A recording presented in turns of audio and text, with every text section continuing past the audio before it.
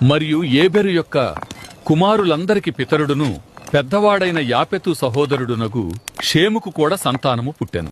షేము కుమారులు ఏలాము, అష్షూరు, అర్పక్షదు, లూదు, అరామనువారు. అరాము కుమారులు ఊజు, హూలు, గెతెరు, మాషనువారు. అర్పక్షదు షేలహును కనెను. షేలహు ఏబెరును కనెను. ఏబెరుకు 2 కుమారులు పుట్టిరి. వారిలో ఒకని పేరు పెలెగు. ఏలయనగా అతని దినములలో భూమి దేశములుగా విభాగింపబడెను. అతని సహోదరుని పేరు యొక్తాను. యొక్తాను అల్మోదాదును, షెలపును, హసర్మావెతును, యెరహును, హదోరమును, ఊజాలును, దిక్లాను, ఓబాలును, అబీమాయిలును, షేబను, ఓఫీరును, హవీలాను, యోబాబును కనెను. వీరందరూ యొక్తాను కుమారులు.